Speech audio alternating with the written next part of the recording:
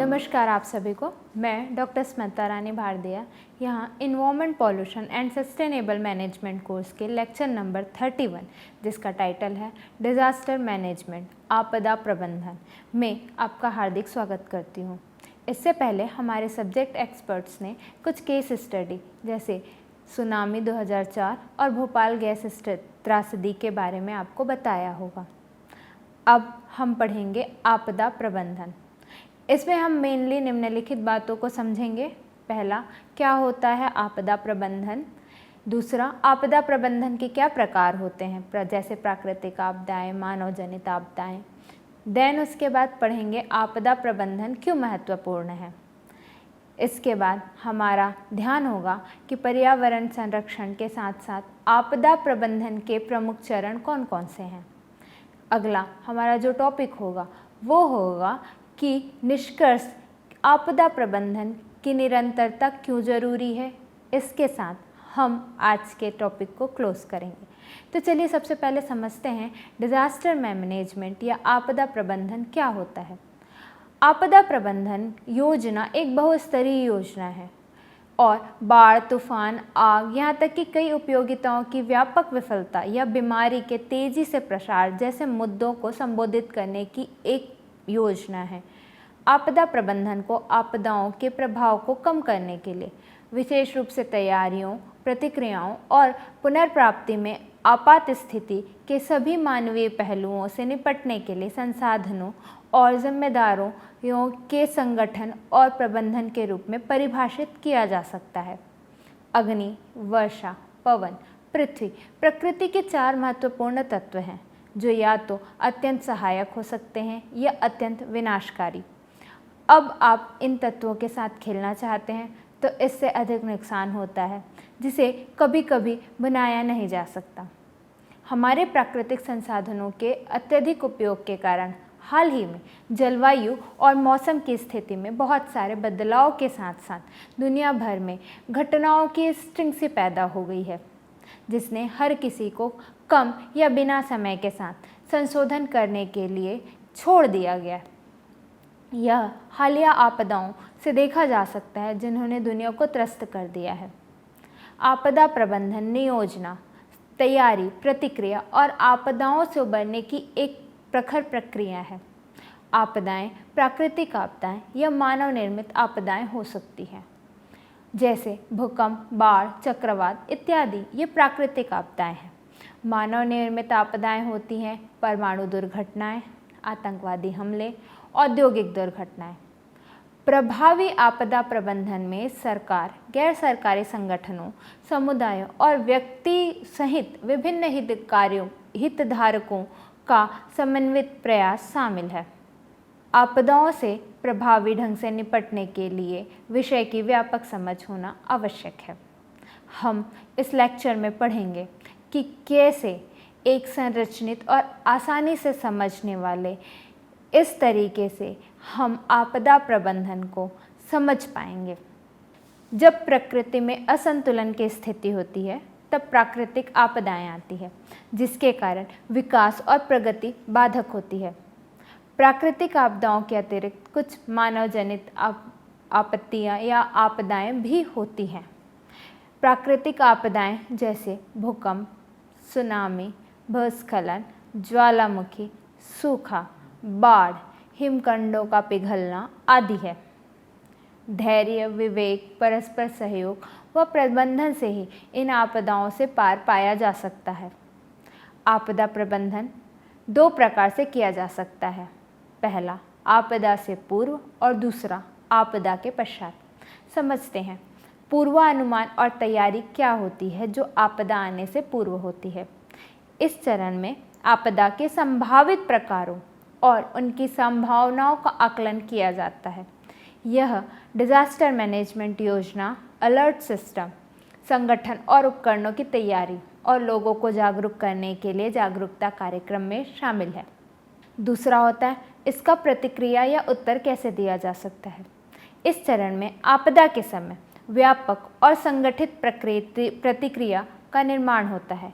यह आपदा चालना, अस्थायी आपातकालीन स्थिति, और अस्थायी आपातकालीन सुविधाओं की स्थापना करना, संचार नेटवर्क को सुदृढ़ करना, जनसंचार के कार्यक्रम करना, राहत कार्यों का संचालन और आपदा प्रबंधन के लिए स्थानीय संगठनों और जनता के सहयोग को सुनिश्चित करना शामिल हो सकता है।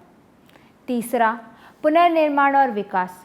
इस चरण में आपदा के बाद समुदायों का पुनर्निर्माण और विकास के लिए सहायता प्रदान किया जाता है। यह आपदा के पश्चात संघर्ष को तत्काल सहायता, स्थायी आवास, रोजगार, संचार, स्वास्थ्य सुविधाएं, शिक्षा और संगठन के विकास के माध्यम से समुदायों को सहायता प्रदान करता है। आपदा प्रबंधन का उद्देश्य आपदा से होने वाले नुकसान को कम करना, जीवन की सुरक्षा सुनिश्चित करना, संपत्ति की हिफाजत करना और पर्यावरण को संरक्षित करना है। इनके लिए सरकार, संगठन और समुदायों को संयुक्त रूप से काम करना चाहिए और आपदा प्रबंधन योजनाओं और कार्रवाइयों को निरंतर अद्यतित करने चाहिए। समझते हैं राष्ट्रीय आपदा प्रबंधन का एक परिदृश्य। भारत दक्षिण एशिया में स्थित एक ऐसा देश है जो अपने अंदर क्षेत्रीय विविधताओं को समेटे हुए है। इनकी भौगोलिक स्थिति विभिन्न क्षेत्रों में विभिन्न आपदाओं द्वारा एक जटिल स्थिति पैदा करती है। भारत का प्रायद्वीपीय भाग 3 समुद्रों अरब सागर, हिंद महासागर और बंगाल की खाड़ी से घिरा हुआ है। वहीं उत्तर में यह हिमालय की उच्च पहाड़ियों से जुड़ा हुआ है। भारत का अधिकांश हिस्सा उष्णकटिबंधीय क्षेत्रों में स्थित है, जहां मौसमी वर्षा होती है। इनकी जलवायु मानसून आधारित है। यह मुख्य रूप से कृषि आधारित देश है, जहां एक बड़ी ग्रामीण आबादी कृषि कार्य पर निर्भर होती है। यह दुनिया के सबसे अधिक आपदा प्रवण देशों में से एक है, जिनमें तूफान, भूकंप, भूस्खलन, सुनामी, बाढ़ और सूखा जैसी आपदाएं आती रहती है। यदि हम भारत के उत्तरी क्षेत्र को देखते हैं, जिनमें मूल रूप से मध्य हिमालय और खूब हिमालय क्षेत्र हैं, जो भूकंप के लिए अधिक प्रणव है, क्योंकि यह 2 अभी सारी प्लेट टीमों के पास स्थित है, जो लगातार एक दूसरे की ओर बढ़ रही है। हिमालय क्षेत्र में अत्यधिक पर्यटन को भूकंप, अत्यधिक बर्फ जमना इत्यादि के कारण भूस्खलन, हिमस्खलन इत्यादि घटनाएं घटित होते रहती है। दक्षिण भारत के हिंद महासागर से जुड़े होने के कारण इनमें चक्रवात, तूफान, सुनामी जैसी अपार संभावनाएं बनी रहती है। भारतीय कृषि भी मानसून पर स्थित है। मानसून भारतीय कृषि उपमहाद्वीप की स्थिति के कारण एक विशिष्ट विशेषता है। मानसून की अधिकता पर भारतीय नदियों में जल की अधिकता हो जाती है, जिससे आपदा जन्म लेती है। वहीं जब मानसून कमज़ोर होता है तो भारतवर्ष में वर्षा कम होने के कारण नदियों में जल की कमी हो जाती है तथा भारत में सूखे जैसी आपदा का जन्म होता है, जिससे भारतीय कृषि की उत्पादनता कम हो जाती है और कृषक आत्महत्याएं जैसी घटनाएं होती रहती है। भारत के उष्णकटिबंधीय क्षेत्रों में अवस्थित होने के कारण गर्मियों में यहाँ का तापमान अधिक रहता है, जिससे यहाँ की हीट वेव की स्थिति भी रहती है। इस कारणों से भी हजारों लोगों की जान चली जाती है। भारत की प्राकृतिक बनावट, उच्चावच इत्यादि के कारण वृष्टि छाया प्रदेश, रेगिस्तान आदि का भी निर्माण हुआ है, जो कि आपदा प्रवणता को बढ़ावा देती है। उपर्युक्त विवरण इस प्रकार निष्कर्ष पर पहुंचा जा सकता है कि हार अपनी अवस्थिति के कारण ही आपदाओं के प्रति प्रणय क्षेत्र हो जाता है। अब समझते हैं आपदा प्रबंधन पर खर्च किए गए प्रत्येक डॉलर से आपदा प्रबंधन होने वाले लगभग $3 की क्षति को रोका जा सकता है। यही कारण है कि हाल के वर्षों में भारत में आपदा प्रबंधन नीति में अमूल परिवर्तन किया गया है तथा राहत केंद्रित नीति के स्थान पर आपदाओं के कुशल प्रबंधन पर बल दिया जा रहा है। भारत में अलग अलग तीव्रता वाली अनेक प्राकृतिक और मानव आपदाएं आती रहती है। लगभग 60% भूभाग सामान्य से लेकर अधिक तीव्रता वाला भूकंप संभावित क्षेत्र है। 40 मिलियन हेक्टेयर से अधिक 12.5% बाढ़ और नदी अपर्दन संभावित क्षेत्र है 7,530 किलोमीटर। तटीय क्षेत्र में से लगभग 5,750 किलोमीटर क्षेत्र चक्रवात और सुनामी संभावित है। 69% कृषि योग्य क्षेत्र सूखा संभावित है और पहाड़ी क्षेत्रों में भूस्खलन और हिमस्खलन का जोखिम तो बना ही रहता है। आपदाओं, रासायनिक, जैविक विकिरण और नाभिकीय आपात स्थितियों की भी संभावना बनी रहती है। आपदा जो कि अत्यधिक सुमेधदाताओं, जनसंख्या वृद्धि, शहरीकरण और औद्योगिकीकरण, उच्च जोखिम क्षेत्रों में विकास, पर्यावरण असंतुलन और जलवायु प्रदूषण से भी जोड़ा जा सकता है। आपदाओं के प्रति मानवीय सुमेधताओं के संदर्भ में समाज के आर्थिक और सामाजिक रूप से कमजोर वर्ग गंभीर रूप से प्रभावित होते हैं। संवेदनशील समूह में वृद्ध व्यक्ति, महिलाएं, बच्चे, विशेष रूप से आपदाओं के कारण निराश्रित महिलाएं और अनाथ बच्चे तथा विभिन्न क्षमताओं के व्यक्तियों को अधिक खतरा बना रहता है। 23 दिसंबर सन 2005 को भारत सरकार ने आपदा प्रबंधन अधिनियम 2005 करके एक उचित कदम उठाया है। अधिनियम में आपदा प्रबंधन का नेतृत्व और उसके प्रति एक समग्र और एकीकृत दृष्टिकोण अपनाने के लिए प्रधानमंत्री की अध्यक्षता में राष्ट्रीय आपदा प्रबंधन प्राधिकरण NDMA national disaster management authority, मुख्यमंत्री की अध्यक्षता में राज्य आपदा प्रबंधन प्राधिकरण और कलेक्टर तथा जिला मजिस्ट्रेट अथवा उपायुक्त जैसा भी मामला हो सकता है हो कि अधिकता में जिले में आपदा प्रबंधन प्राधिकरण DDMA district disaster management authority के गठन की परिकल्पना की गई है। विकास संबंधी लाभों को बनाए रखने के लिए तथा जीवन, आजीविका और संपत्ति के नुकसान को कम करने के लिए राहत केंद्रीय कार्रवाई के पहले किस दृष्टिकोण के स्थान पर अब सक्रिय रोकथाम, समन, तैयारी आधारित दृष्टिकोण को अपनाया जा सकता है। अब समझते हैं आपदाएं कितने प्रकार की होती हैं। आपदाएं विभिन्न प्रकार की होती हैं जो या तो प्राकृतिक हो सकती है या तो मानव जनित हो सकती है। चलिए समझते हैं कुछ आपदाओं के प्रकारों को। सबसे पहले हम समझने की कोशिश करते हैं कि क्या होता है प्राकृतिक आपदाएं। सबसे पहले इस पे हम बात करते हैं भूकंप। भूकंप जिसे हम अर्थक्वेक कहते हैं, जैसे कि ऊपर बताया गया है, प्रायद्वीपीय पठार के कारण भारत एक अत्यधिक आपदा प्रबंधक देश है। भूकंप पृथ्वी की सतह पर अचानक ऊर्जा मुक्त होने के कारण उत्पन्न होते हैं, जो कि प्लेट टेक्टोनिक्स की गतियों के परिणाम स्वरूप होते हैं।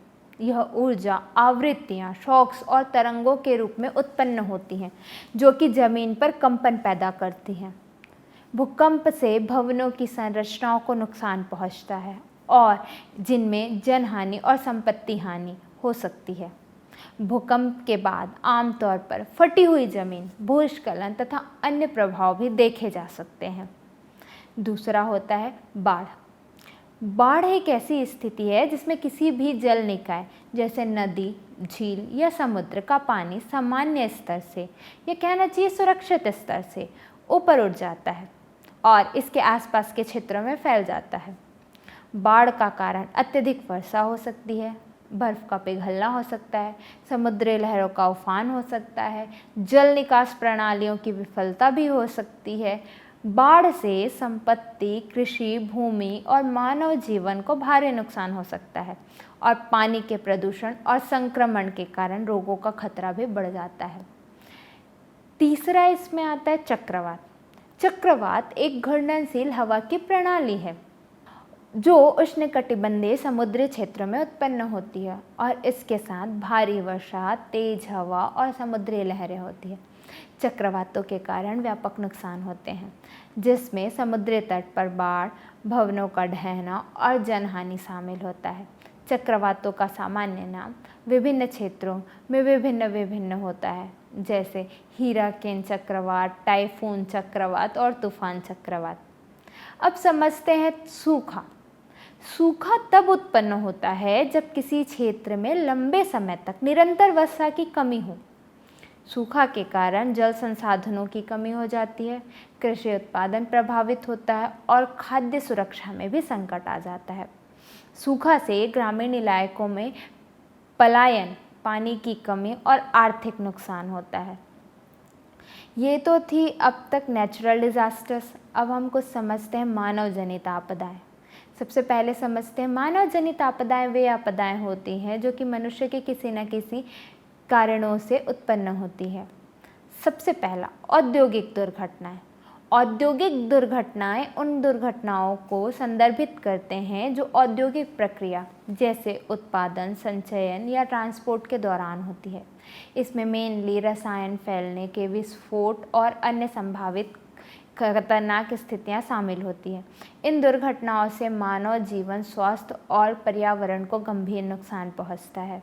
जैसे हमने कहा था पिछले बार, भोपाल गैस त्रासदी, कहीं किसी कंपनी में आग लग जाना, ये सारी चीज़ें इसी तरह की दुर्घटनाओं में आते हैं। दूसरा होता है परमाणु दुर्घटनाएं। परमाणु दुर्घटनाएं तब होती हैं जब परमाणु ऊर्जा संयंत्रों में विफलता, रेडियोधर्मी सामग्री का रिसाव या अन्य गंभीर घटनाएं होती है।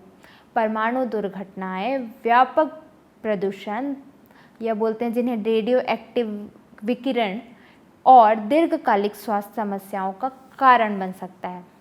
प्रसिद्ध उदाहरणों में चेरनोबिल और फुकुशिमा की दुर्घटनाएं, हिरोशिमा नागासाकी की दुर्घटनाएं शामिल है।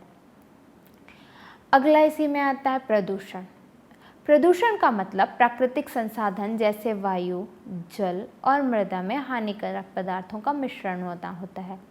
प्रदूषण मानव गतिविधियां जैसे औद्योगिक उत्सर्जन, वाहनों में धुएं और कचरे के निपटारण से उत्पन्न होता है। प्रदूषण से पर्यावरणीय संकट, स्वास्थ्य समस्या और पारिस्थितिक तंत्र में असंतुलन पैदा होता है। ये आपदाएं मानव और पर्यावरण दोनों पर गहरा प्रभाव डालते हैं और आपदा प्रबंधन, निवारण उपायों और संकट प्रबंधन के उचित प्रबंधन की आवश्यकता हो जाती है। समझते हैं कि क्या कॉन्सेप्ट है डिज़ास्टर मैनेजमेंट का। कहने का मतलब इसकी अवधारणा क्या है। इसकी अवधारणा को समझने के लिए किसी को समझने की ज़रूरत है कि आपदा क्या होती है। एक आपदा एक घटना है जो जीवन और संपत्ति को गहरा नुकसान पहुंचाती है। आपदाओं को उनकी उत्पत्ति, उनकी प्रकृति और उनकी गंभीरता के अनुसार विभिन्न श्रेणियों में भी बांटा गया है। अभी हमने उत्पत्ति के आधार पर जैसे मानव जनित और प्राकृतिक आपदाएं देखी हैं, ठीक है। सबसे पहले हम समझते हैं जल और जलवायु, भूवैज्ञानिक, जैविक, परमाणुविक और औद्योगिक आकस्मिक दुर्घटनाएं। इन आपदाओं को प्रमुख प्रभाव पैदा करने से रोकने के लिए मानव क्षमता का सबसे अच्छा करने के लिए कुछ सावधानियां बरती जाती है। इस प्रक्रिया को आपदा प्रबंधन कहते हैं।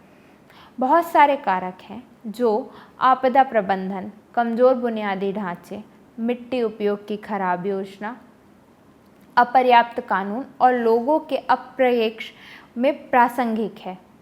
यह एक खतरा और आपदा के बीच के अंतर को उबालता है। एक खतरा एक घटना है जिसे मनुष्य द्वारा नियंत्रित या निगरानी नहीं किया जा सकता, जबकि आपदा एक ऐसी घटना है जो योजना और अन्य कारकों की कमी के कारण खतरे के परिणाम के स्वरूप होती है। समझते हैं कि इस योजना को कैसे वर्क में लाया जा सकता है। आपदा प्रबंधन योजना 1 जून 2016 को भारत के प्रधानमंत्री नरेंद्र मोदी जी ने भारत की पहली आपदा प्रबंधन योजना जारी की, जो आपदाओं की रोकथाम, शमन और प्रबंधन के लिए सरकारी एजेंसीज को एक ढांचा और दिशा प्रदान करेगी। जैसा कि पहले बताया गया, आपदा प्रबंधन अधिनियम 2005 के अधिनियमित होने के बाद से यह पहली राष्ट्रीय योजना है। यह राहत केंद्रित दृष्टिकोण से लेकर एक्टिव निवारण दृष्टिकोण तक एक बदलाव है। चलिए अब समझते हैं आपदा प्रबंधन अधिनियम 2005 के बनने के तरीके से कि क्यों यह अत्यंत ज़रूरी है। आपदा प्रबंधन अधिनियम, जैसा कि पहले ही बताया गया है, 2005, यह 23 दिसंबर सन 2005 को राज्यसभा द्वारा 28 नवंबर को पारित किया गया और लोकसभा द्वारा 12 दिसंबर को 2005 को इसे स्वीकृति मिली। इसे 9 जनवरी 2006 को भारत के राष्ट्रपति की सहमति प्राप्त हुई, तब यह अधिनियम कहलाने लगा। राष्ट्रीय आपदा प्रबंधन प्राधिकरण NDMA की स्थापना के लिए भारत के प्रधानमंत्री के साथ अध्यक्षता के रूप में हुई। NDMA में एक उपाध्यक्ष सहित 9 से अधिक सदस्य नहीं होने चाहिए। NDMA के सदस्यों का कार्यकाल 5 वर्ष का होगा। NDMA को एक कार्यकारी आदेश द्वारा 30 मई 2005 को शुरू किया गया था, जिसे 27 दिसंबर 2006 को आपदा प्रबंधन अधिनियम की धारा 3(1) के तहत गठित किया गया।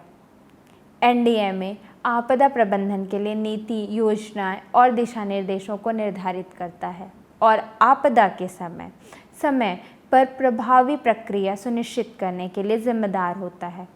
अधिनियम की धारा 6 के तहत राज्य के अधिकारियों को राज्य की योजना बनाने में दिशा निर्देश का भी पालन करने के लिए यह जिम्मेदार होता है। अब समझते हैं कि आपदा प्रबंधन के लिए क्या उपाय हो सकते हैं। आपदा प्रबंधन के उपायों पे अगर हम बात करें तो सबसे पहले आता है जागरूकता बढ़ाना। आपदा प्रबंधन के लिए सबसे महत्वपूर्ण उपाय है जागरूकता को बढ़ाना। लोगों को आपदा के बारे में बताना। जागरूक बनाने के लिए सरकार और स्थानीय निकायों और सामुदायिक संगठनों को मिलकर अधिक से अधिक जागरूकता कार्यक्रम आयोजित करने चाहिए और उन्हें सजग करना चाहिए। दूसरा, आपदा प्रबंधन की योजना तैयार करना। आपदा प्रबंधन योजना तैयार करना एक महत्वपूर्ण बात है। यह योजना विभिन्न आपदा स्थितियों के लिए उचित उपायों और कार्रवाइयों का निर्धारण करेगी।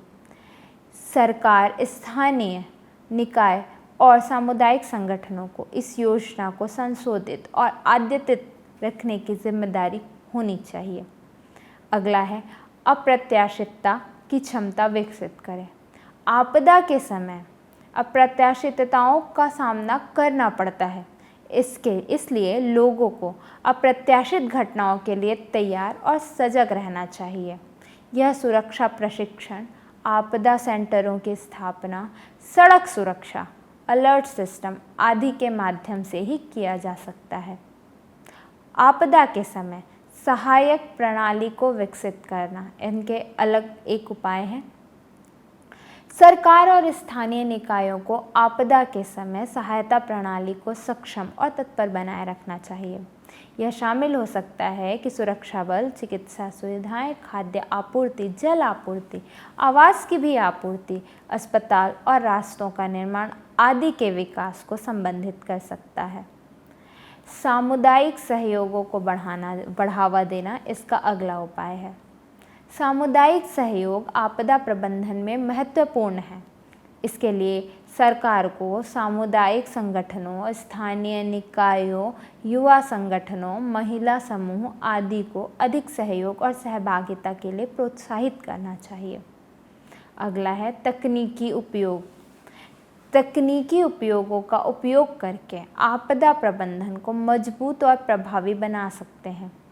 इनमें समुद्री तट सतर्कता सिस्टम, सटीक मौसम का अनुमान, आपदा संकेतन, विमान रणनीति, जल संरक्षण तकनीक आदि शामिल हो सकते हैं। चलिए अब समझते हैं कि इतना कुछ पढ़ने का क्या मतलब है। कहने का मतलब है आपदा प्रबंधन के महत्व को समझते हैं। सबसे पहला इसका महत्व आता है जीवन रक्षा में। आपदा प्रबंधन का प्रमुख उद्देश्य जीवन की रक्षा करना है। आपदाओं के प्रभाव को कम करने के लिए विभिन्न उपाय किए जाते हैं, जैसे आपातकालीन सेवाओं का त्वरित जवाब, प्राथमिक चिकित्सा और सुरक्षित आश्रयों की व्यवस्था। सही समय पर आपदा प्रबंधन योजनाओं का कार्यान्वयन जनहानि को न्यूनतम कर सकता है और प्रभावित व्यक्तियों को जीवन रक्षण सहायता प्रदान कर सकता है। दूसरा इसका महत्व है संपत्ति की सुरक्षा में। आपदा प्रबंधन की योजनाओं में संपत्ति की सुरक्षा भी महत्वपूर्ण होती है। यह सुनिश्चित करने के लिए कि संरचनाएं और संपत्ति आपदा के प्रभाव से सुरक्षित रहे। बुनियादी ढांचों को भूकंपरोधी और बाढ़ प्रतिरोधी बनाया जा सकता है। उचित आपदा प्रबंधन से भवनों, सड़कों और महत्वपूर्ण अवसंरचनाओं को नुकसान होने से बचाया जा सकता है, जिससे पुनर्निर्माण की लागत कम हो और अपने धरोहरों को भी बचाया जा सके। अगला आता है इसमें पर्यावरण का संरक्षण। आपदा प्रबंधन के अंतर्गत पर्यावरण संरक्षण भी एक महत्वपूर्ण पहलू है। आपदाओं के बाद पर्यावरणीय संतुलन को बनाए रखने के लिए उपयोग किए जाते हैं, जैसे कि प्रदूषण नियंत्रण, जल निकास प्रणाली का सुधार और वनस्पति और अन्य जीवों की रक्षा। आपदाओं से पर्यावरणीय नुकसान को कम करने के लिए दीर्घकालिक रणनीतियों का विकास आवश्यक है। अगला, आपदा प्रबंधन के प्रमुख चरण, जैसे मैंने इसके बारे में थोड़ा सा बताया था, आपदा के पूर्व, आपदा के बाद। अभी इसे डिटेल में पढ़ते हैं। सबसे पहले पढ़ते हैं आपदा के पूर्व की क्या तैयारी होती है। जोखिम का अवलोकन। आपदा की संभावनाओं और जोखिमों का विश्लेषण करना आवश्यक है ताकि आपातकालीन योजनाओं को उचित तरीके से तैयार किया जा सके। इनमें भौगोलिक, मौसमी और सामाजिक कारकों का अध्ययन शामिल होता है। चेतावनी प्रणालियों की स्थापना। प्रभावी चेतावनी प्रणालियों का विकास करना ताकि आपदा की स्थिति के बारे में समय पर जानकारी मिल सके और लोगों को सुरक्षित स्थानों पर पहुंचाया जा सके। अगला, आपदा योजना और प्रशिक्षण। यह सबसे महत्वपूर्ण होता है। आपदा के दौरान क्या करना चाहिए, इसके लिए योजना बनाना और पूरे समुदाय को प्रशिक्षण देना ताकि वे आपातकालीन स्थिति का सामना सही तरीके से कर सके। अगला, आपातकालीन के दौरान, स्थिति के दौरान क्या प्रतिक्रिया हो। त्वरित बचाव और राहत का कार्य होना चाहिए। आपदा के समय त्वरित प्रक्रिया के माध्यम से प्रभावी लोगों तक तुरंत राहत पहुंचाना आवश्यक है। इसमें बचाव दल, चिकित्सा सेवाएं और खाद्य आपूर्ति शामिल है। प्रभावित लोगों की सहायता करना। आपदा के दौरान प्रभावित लोगों को मानसिक, शारीरिक और सामग्रिक सहायता प्रदान करना, जिससे उन्हें पुनर्वास में मदद मिल सके। पश्चात आपदा पुनर्वास, पुनर्निर्माण और पुनर्स्थापना। आपदा के बाद प्रभावित क्षेत्रों का पुनर्निर्माण और पुनर्स्थापना के कार्य को पूरा करना चाहिए, जैसे कि भवन और बुनियादी ढांचों की मरम्मत।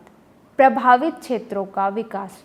दीर्घकालीन योजनाएं बनाना ताकि प्रभावित क्षेत्रों को पुनर्स्थापित किया जा सके और भविष्य के लिए तैयार किया जा सके। अब चलिए समझते हैं कि आज के क्लास का कंक्लूजन क्या था हमारा। आपदा प्रबंधन एक सतत और व्यापक प्रक्रिया है जो आपदाओं के प्रभाव को कम करने के लिए विभिन्न चरणों में कार्य करती है।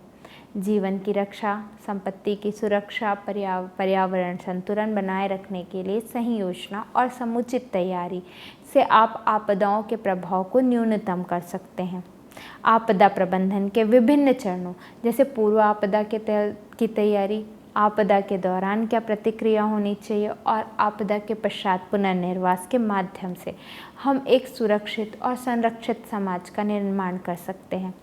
सही योजना, संसाधनों का उचित प्रबंधन, सामुदायिक भागीदारी के माध्यम से हम भविष्य की आपदाओं के लिए अधिक सक्षम और तैयार हो सकते हैं। एक सुरक्षित समाज का निर्माण तभी संभव है जब हम आपदा प्रबंधन की प्रक्रिया को गंभीरता से लें और सभी स्तर पर सक्रियताओं और समन्वय बनाकर रखें। आज की क्लास में बनने के लिए आप सभी का धन्यवाद। अगली क्लास में हम स्टडी करेंगे आपदा प्रबंधन के नेक्स्ट पार्ट के बारे में।